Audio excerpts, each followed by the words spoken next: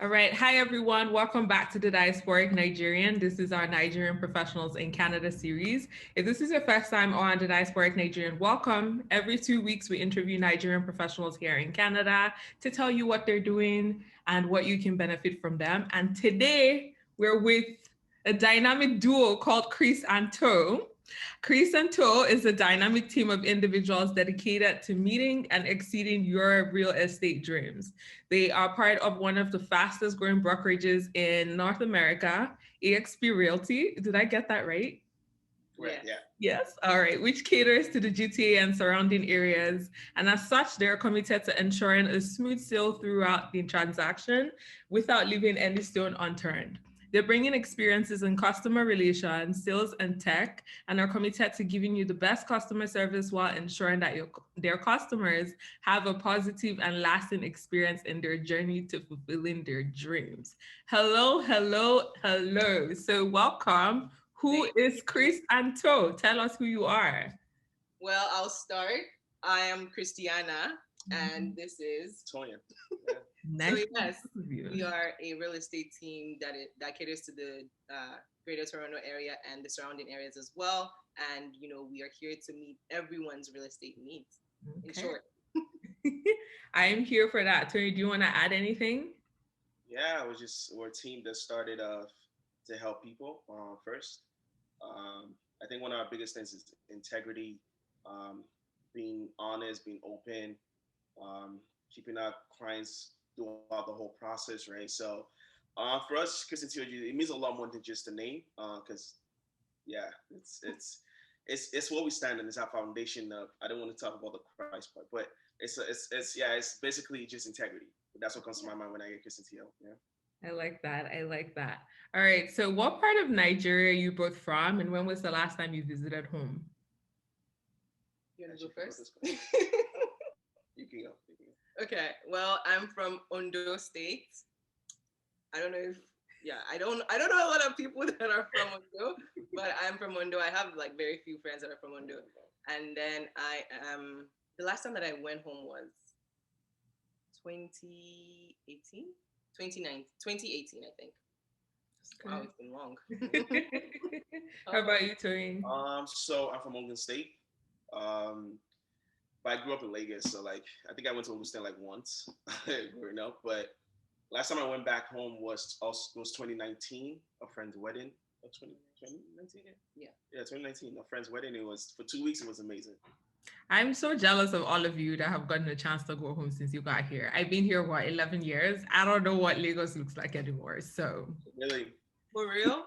For real, for real. I was gonna travel this year and then COVID got extended. So yeah. I remember we came in 2000. I came in 2007, and the first time I went back was the last time I went back. Wow. How was that for you? It was crazy getting up the plane, knowing in a different country. I'm in Nigeria. So it was insane. It was insane. It was fun though. It was fun. So for both of you, what sparked your interest in real estate, and what was the whole certification process journey like for you? Well, I'll start. So for me, real estate is a profession that has, I actually have a YouTube channel, and on my YouTube channel, I spoke a little bit about why I got into real estate. So if anyone wants to check that out, shameless plug.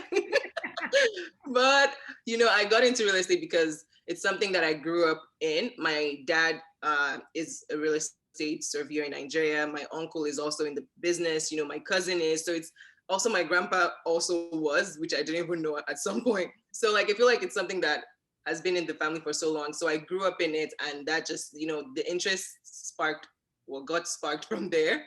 And moving here to Canada, I didn't think it was something that I was going to pursue. I thought I'll probably just, if I wanted to even work in the real estate sphere or industry, I'll just like do something else in it with my degree. Cause I went to I studied law in Carleton, and I was planning to go to law school, right? But in the middle of everything, and also with his help as well, I was able to just, find that passion again. But I go into more details in my YouTube channel. So what is this YouTube page? You got to tell us where it is. Oh, sorry. So my YouTube channel is called Christiana Fash. So it's basically my first name and the first 4 letters of my last name. And there I talk about, all things real estate, and I'm trying to make it more personal and, to put more things about, like just like myself and, a day in my life and things like that. But so far I'm just talking about, different real estate topics. And I was also like, and also some games as well, just to lighten up the mood, but Okay. something to take a look at. All right, for sure. How about you, Toyin? So I got into real estate. Well, she got in first. I wanted her to get in because I knew her dad was a realtor, and then she's like, "Okay, Tony, you can do it too." But for me, the biggest passion for me was just because I come from Malton, which is I want to say underprivileged community in Mississauga. So a lot of growing up, I didn't know anything about real estate. I didn't know anything about investing. I didn't know anything about building wealth. So for me, I just wanted to learn to take back to my community and teach people and talk to my friends. Mm-hmm. So I figured, I'll just learn about it and then go back. They say go back to the hood. I'll go back to the hood and talk to people about it and try to educate my people about it. And yeah, so for me, the passion for it was just talking to people and educating friends and educating people I grew up with. That I see how people that I grew up with that still don't understand the benefit of investing in real estate, right? So me getting into the business, obviously there's money in it and stuff like that. But the biggest pull for me was just helping out, right? So yeah. That's good. That's good. And then we'll start with you, Toyin. What was your first client experience like? Because I had my. That's a good question. It was good. It was actually good. I had a sale client and a lease client. The first time I started, my sale client was amazing. It was actually a friend of mine. I don't know if I should say his name, but a friend of mine. A friend of mine. It was a great guy. Great guy. I feel like I want to say his name, Leo. I'm gonna say his name, Leo. Great guy. Got his first property from that was that was the second property. It was a pre-construction project. Got him in there, got it from him. My second client was the lease client. I'm not gonna say his name because it wasn't the best experience. Because there's this thing where people give you fake documents, they do all this different shady stuff. So second one was not the best. But so far it's been good. Just praying and getting good leads, good clients, and yeah. Okay, and how about you? Well, my first clients were, I think it was a lease that I did. And at first, actually, because of the pandemic, like the people that I was working with, like my first few clients were all like looking for a place to move into. And eventually we were not able to get places just because of, like their documents and, not being able to qualify for a good place using while you're using an agent, right? But the people that I was able to actually help were like friends of my sisters, which were students. And when it comes to students and you finding a place for students, sometimes it's hard because they might not have a credit report with the score and things like that. So you have to get a guarantor for them. If they don't have a guarantor, then what else can they provide to convince the landlord that they're good? So it was more of like student rentals, and it was not as easy, but I think just like working with them, and just because I've also been in that situation whereby because coming out of university, throughout my university time, I was always on campus. And one of the reasons was also just because I didn't want to deal with, looking for a place. So it was just easy for me to just stay on campus. But leaving campus and transitioning into the workforce, it was really hard to find a place. I kept on going from one place to the other with my friend then when we're trying to find a place. So I was able to relate to that struggle. And so that just, pushed me or helped me to, try my best to like, negotiate on their behalf and like help them find a place. But that was the way it was it was nice, but very, very, like educational for me and also for them as well. And then I think my first sale was a pre-construction sale, and it was straightforward because it was something that I was helping like family members buy pre-construction. So it just made it super easy. The pressure was not there, right? Because they understood me and then I understood them. So it was not something that I was nerve wrecked over. But yeah. What was your first client? I remember that story. I really remember that story. Well, but also, before we even continue, the next question is, what are some highlights and lowlights of this journey? And I feel like what he was pointing out was the lowlights. I want to hear that. Okay, start. The lowest of my career was... Well, so far? So far? Well, you know what? That would be the lowest ever. Man, there's a couple. I think one of the ones I'll speak on is I had this client that my worst moments in real estate has been leases for some reason. Like my sales are always the simplest ones to do. It's been leases. I had this client where they gave me all the documents because for leases you have to provide documents to the realtor who formats it and then sends it to the other agent to talk to the client. They gave me all the documents and like 95% of the documents was all fake, right? And it looked real, like the pay stubs would look real, the employment letter looked real. And for me, I cannot present fake documents. I like it's not because of integrity. I can't do that. But I looked at it; it looked correct. Like the credit report, the score was good. I'm like, yo, this is a perfect client. And then the other agent calls me, and that's when because I just started, right? So the other agent calls was like, hey, I called the person's job. They don't work there. I'm like, what? It's like, yeah, they don't work there. This is all fake. I'm like, you know this? I'm like, yo, I apologize, man. I'm gonna go. So that was my lowest point. My highest moment was, I guess she did a deal for me and my brother when we started, so it felt good, right? She got a pre-con for us. That's the client that I was talking about. Oh, that's the Wow. My bad. I didn't even think about that. I didn't think about that. Oh, I you know, I'll was give you another one. No, I that actually did not know. Wow. I'm gonna think of another one. It was getting one of our friends their first property. So they got married. And we were on the hunt for a property. And even though Toronto market, bidding wars everywhere, it's crazy. And then we got them a place. And it's still a battle. It was a battle, the way it came about, but we got them a place. So they got married, they went to Nigeria, and then came back and moved into the property. Nice. So that just felt amazing. Like, so helping your friends like that, it felt great. Yeah. I was gonna say something similar, just like, like I think like one of the highlights of the profession for me is, being able to help people that, like not just, just clients, but also people that are your friends that, you've seen in like different points in life. And now like, they're trusting you to help them with the next step of their life. It just feels very rewarding knowing that, you're there and, they trust you, right?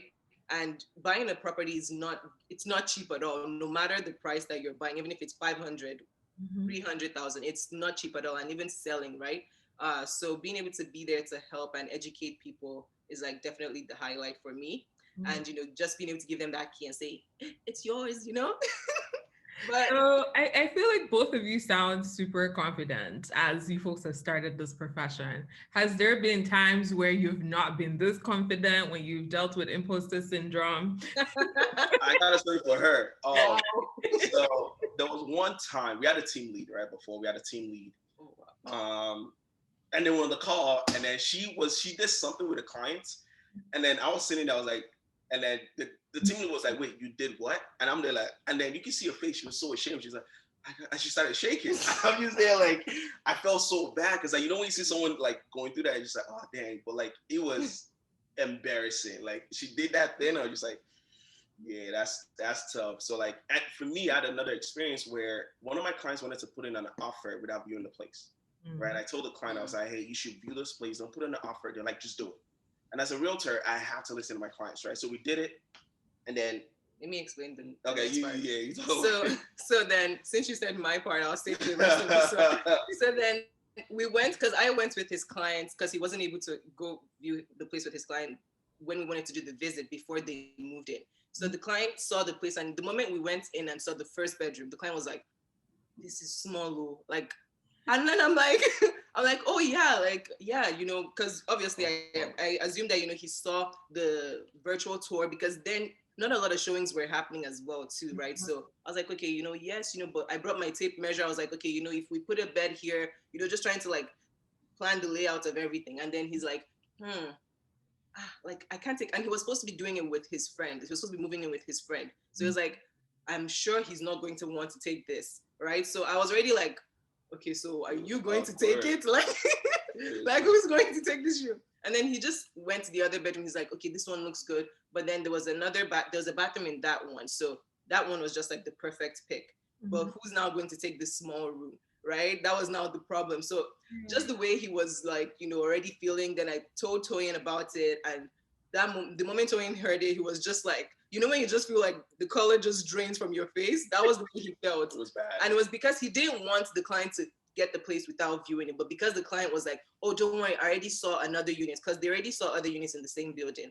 So they were like, okay, don't worry, put in an offer, blah, blah, blah. So he was like, okay, since you don't mind it, that's okay. So, but just knowing that, he told the person before putting in that offer, he felt very bad and very guilty, like, oh, I should have insisted some more, things like that, until they were able to figure it out. It was not the best. I felt so bad for him. It was terrible. Yeah, that's interesting. That's interesting. So I have more of a scenario-based question for both of you. So I've heard a lot about pre-construction and all of that, but if I'm planning, let's say I'm planning to invest in a home in the next 2 years, unfortunately in this Toronto market, like what advice will you give to me? Where do I start from? What documents do I need to have? Okay, let me start and then we can continue. One thing that I would say is your credit goes a long way. Like when you're buying a property in Canada, doing anything, buying a car, anything, getting any loan, your credit is what the bank and your lenders would look at, right? So the first thing that I would say, like, especially since you're planning from now, and it's not like you're just looking to buy right now. If you're looking to buy right now, I'll tell you to go get pre-approved first, so that way we can know the maximum purchase price that you would need to put down, right? That you need to be looking at purchasing. But since you're looking at 2 years from now, I'd say your credit is the most important part. So make sure that you're paying attention to your credit. Make sure you're looking at your score, pulling your report yourself.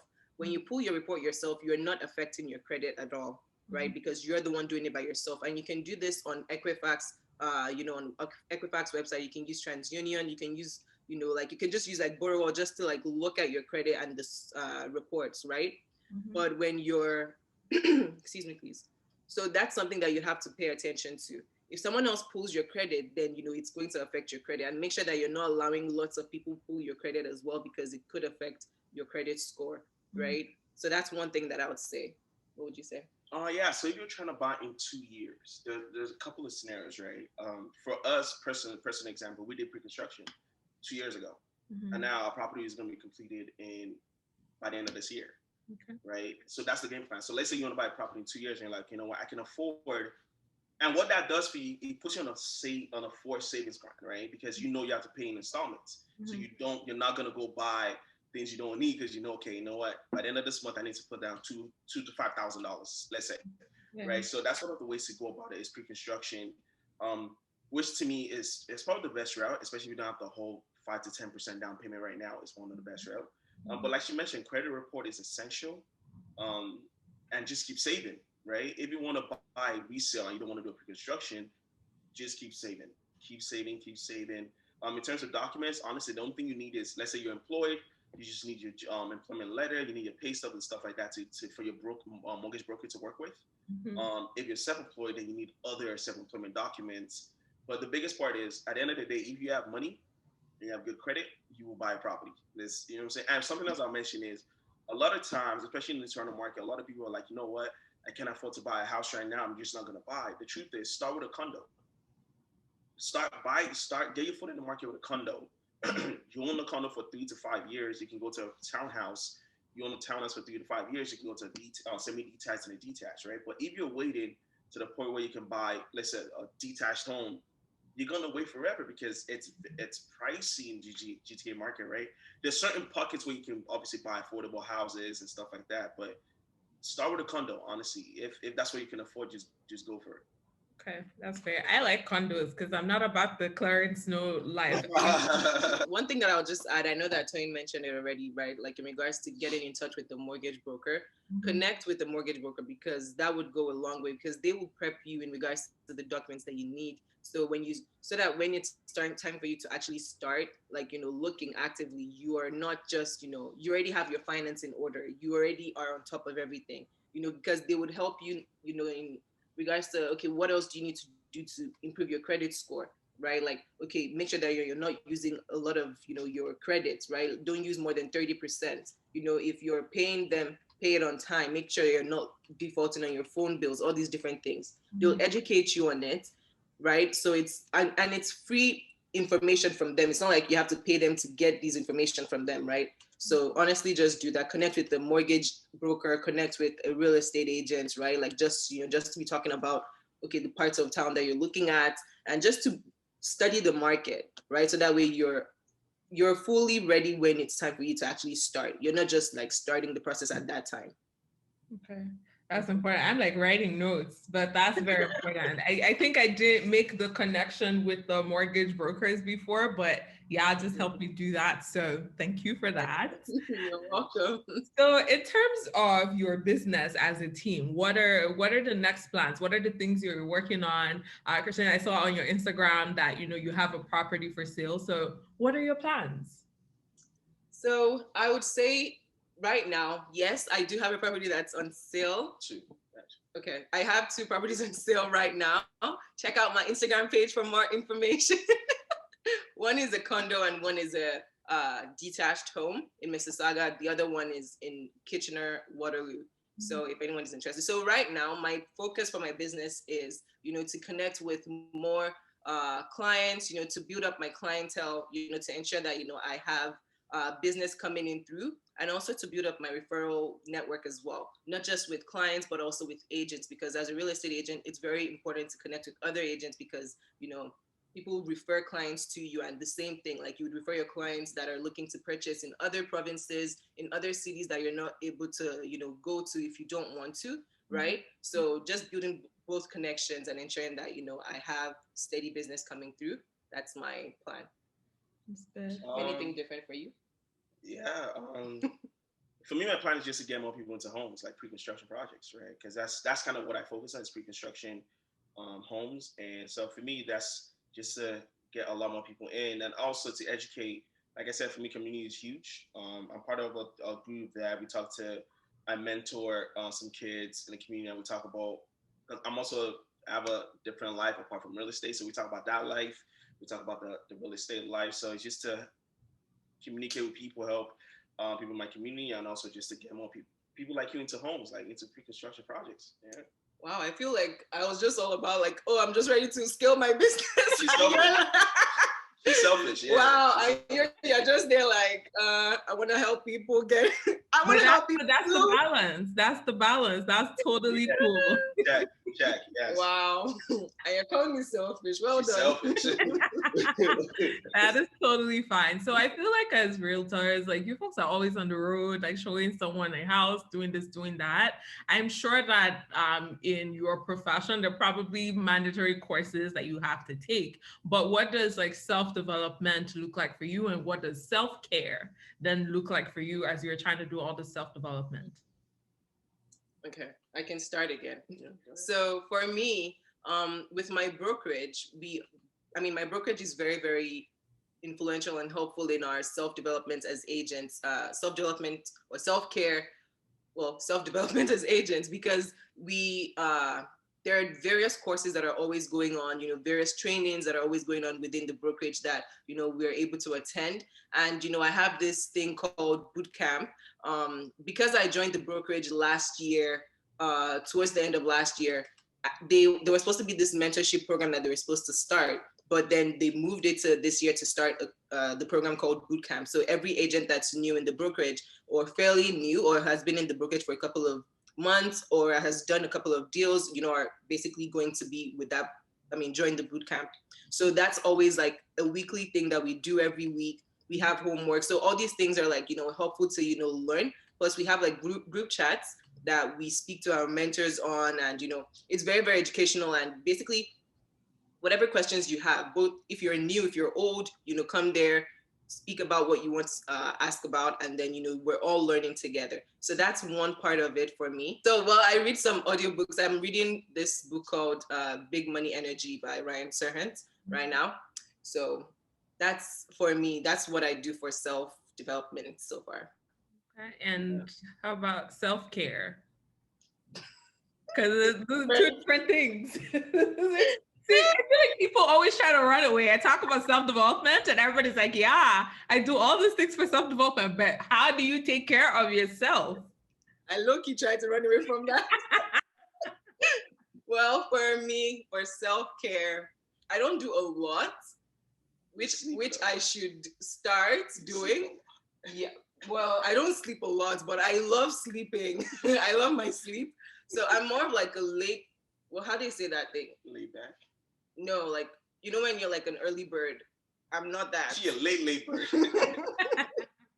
not late, late. If I have to be up early, I will be up early, but I'll rather just like sleep till like whenever. Actually, not whenever like that. It's not like that, but like I enjoy sleeping more than anything else. Anything else? That's fair. We love sleep out here too. So but I actually sleep and food Actually, is That's my top. fine. And then I love watching shows whenever I can too. So that's the way I take care and just like unwind. Whenever I feel stressed, I like to watch something so that I can just get away from like reality and face it later on. That's fair. That's That's fair. that's the way I balance things. All right. I forgot the first question. So what's self development for you? Like, what do you do?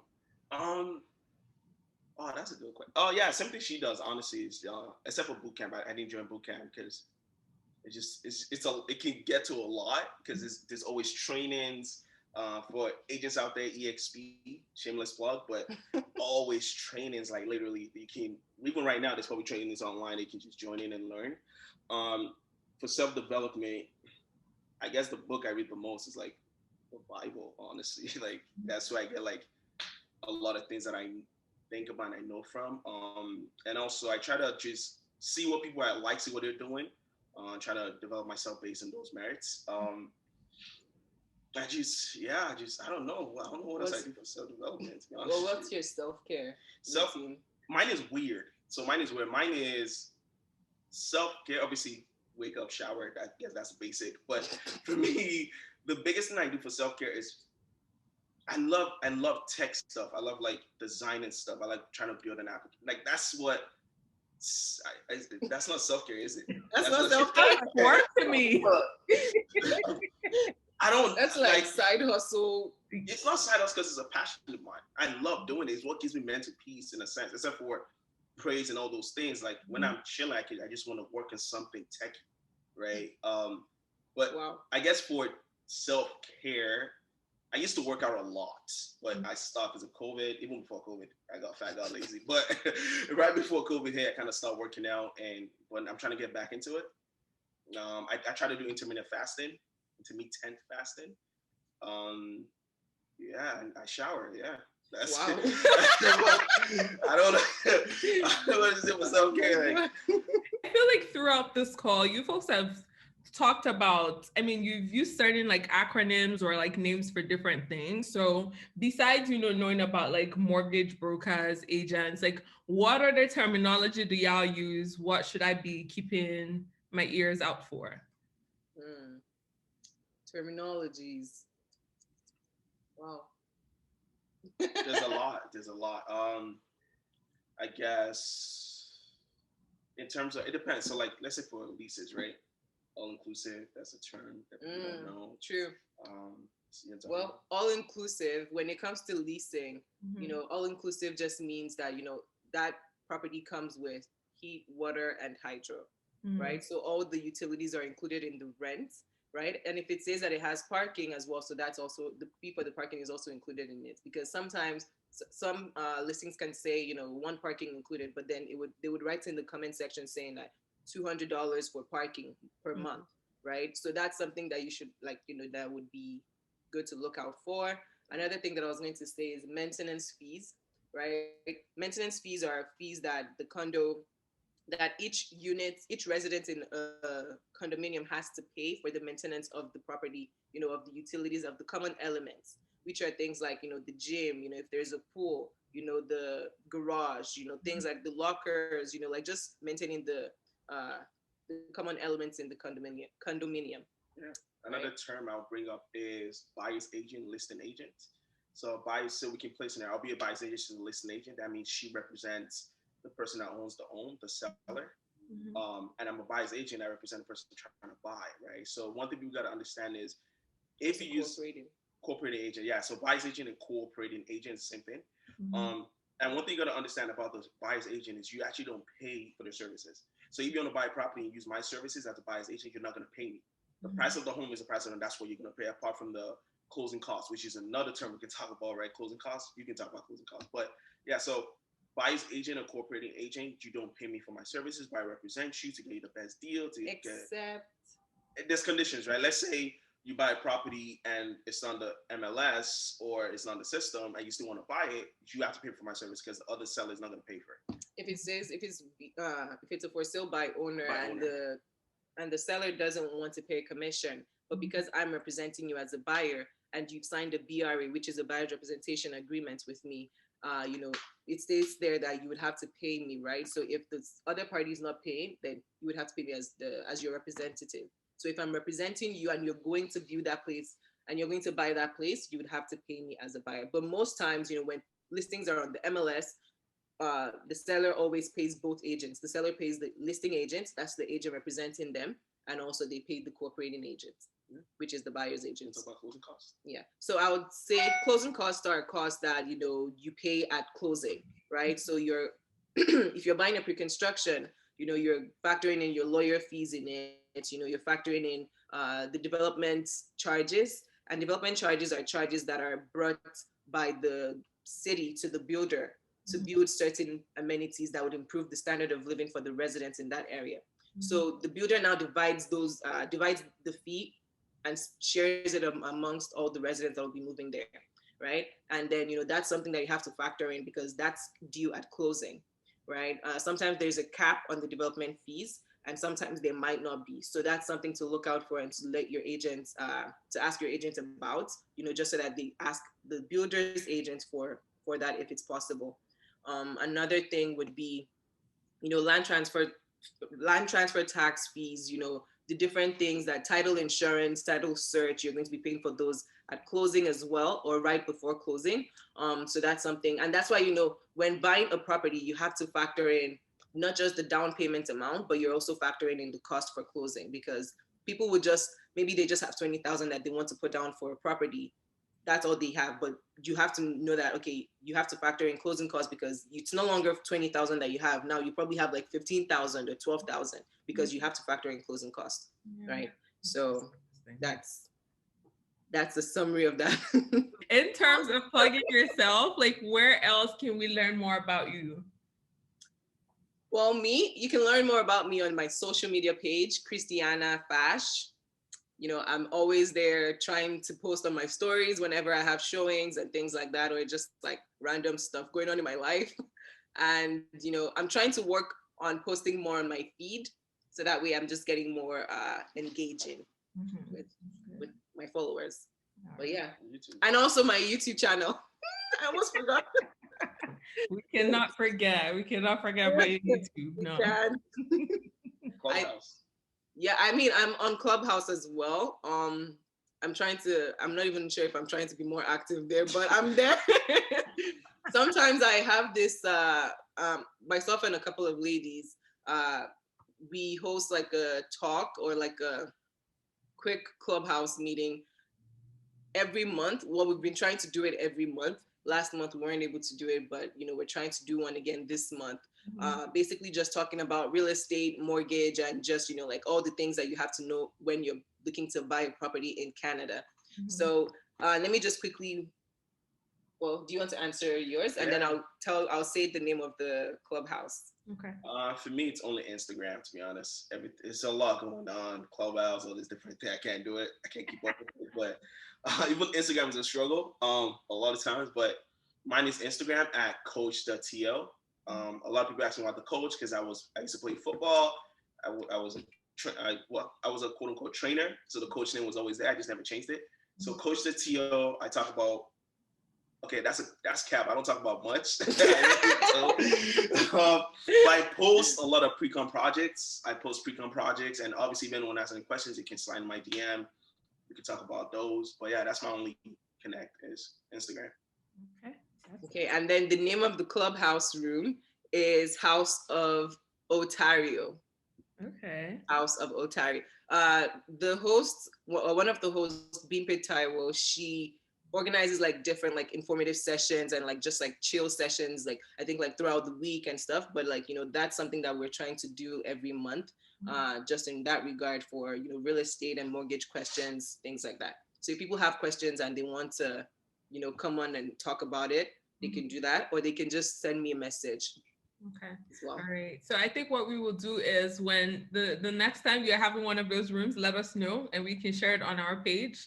I've low-key retired from Clubhouse for now, but I'm down to still share, conversations that are going on there because we always learn. You learn from TikTok, you learn from Clubhouse, you learn from everywhere. So I'm here for it. But this brings us to the end of this interview. This was really great. I enjoyed talking to the both of you. Thank you so much for taking out time to come on here. Thank you so much for having. Okay, yeah.